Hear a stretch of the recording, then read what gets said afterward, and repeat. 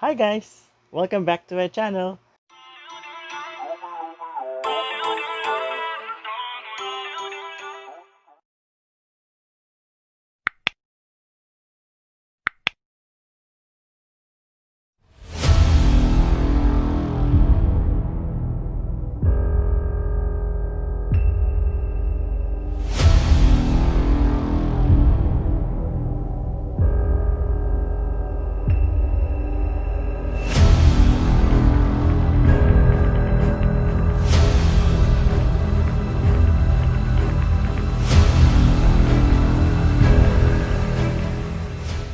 I recently bought this one, Platinum. Actually siya ay color brush pen or yung watercolor brush pen. So, mostly ginagamit siya sa calligraphy and then blending. Let's open this. Buksan ko na. Ooh.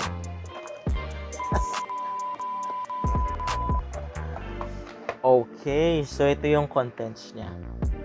20 colors. Tapos, ayan, pag bubuksan natin, ito yung tip. Parang brush talaga siya. Diba? Okay, so for today's video, I'll try this. So, ito-try ko muna i-swatch isa-isa. Tingnan natin kung anong itsura niya after ma-dilute natin sa water. Ma-mix natin sa water kung anong magiging itsura.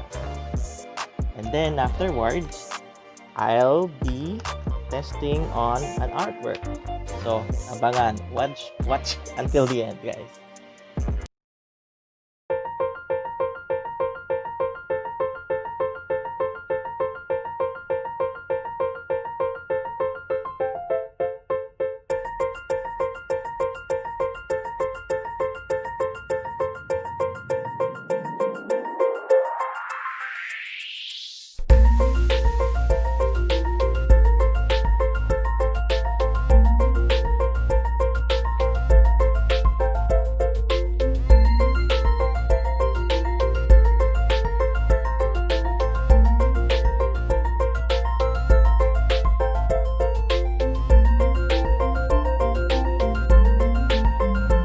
Sa swatching, we're checking kung gaano kagaling mag-blend yung ink.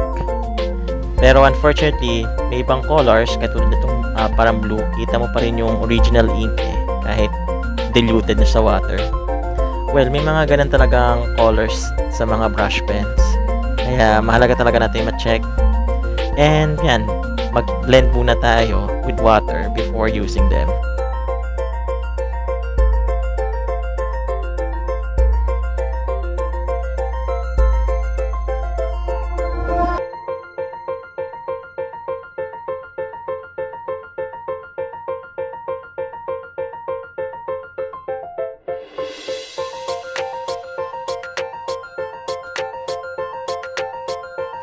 Now, I'm going to choose what colors to use. So, pinili ko yung red kasi maganda yung blending niya, yung red-violet, and then yung yellow-green, brown, and green. So, maraming methods ang paggamit ng watercolor brush pens. So, yung gagamitin kong method ngayon is wet on dry. So, dry yung canvas, tapos, tsaka ko babasahin, para mag-blend or kumalat yung colors. Ayan. Meron din kasing method yung wet on wet na babasahin mo muna yung canvas tsaka mo lalagyan ng ink ng watercolor. Well, maraming maraming tutorials dito sa YouTube. So, yan. Nood muna ako bago ko i-try. Pero sa tingin ko ito yung mas bet ko. Ayan. Dali lang kasi. Drawing mo lang tapos ikakalat mo lang using the water, and poof, you got the painting, di ba?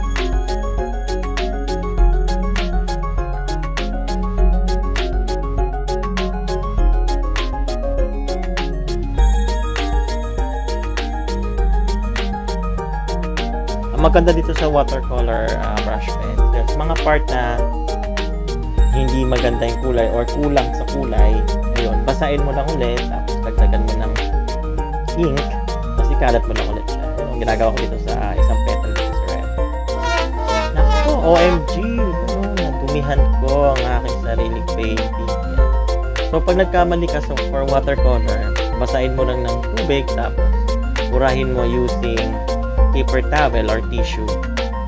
Pero yun nga, mag-iwan siya ng stain na kakasa. Pero I'll be doing something about it naman later. Medyo perfectionist ako, syempre ayoko nung may dumi, diba?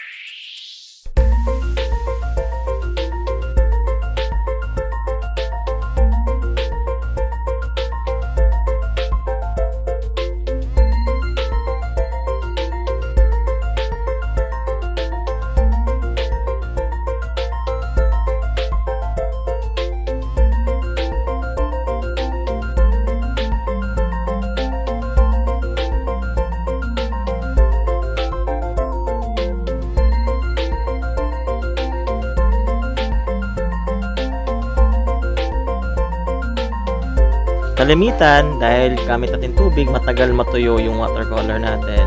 So, ayan, better gamit ka ng, kung may hair dryer ka, blow mo na lang, tapos yun, dry agad siya para matapos ka na agad.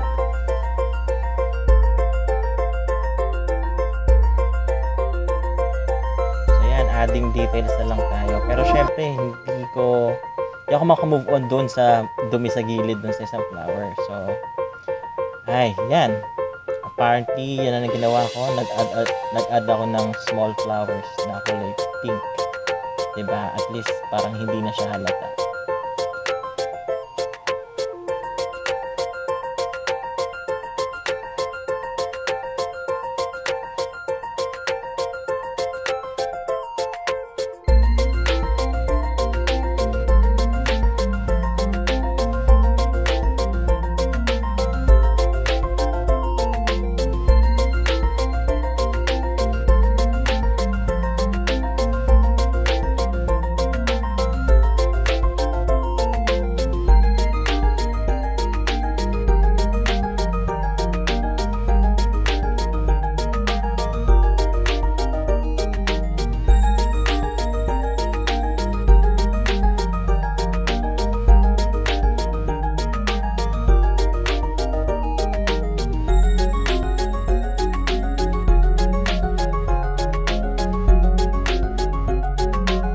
So guys, kamusta naman?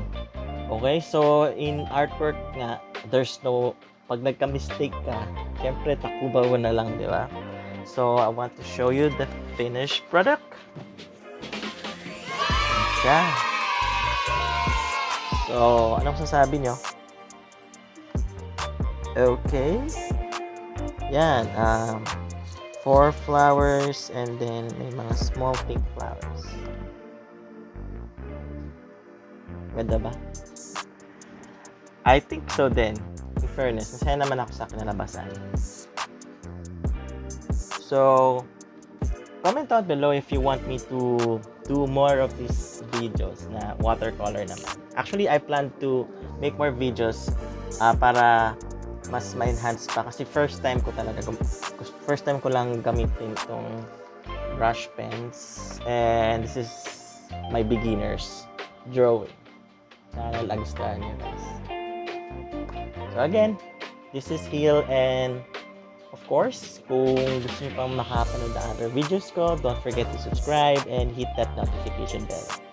And follow me din sa my other social media accounts. By the end of this video, nakalist sila doon and on the description box din. Okay guys, bye-bye!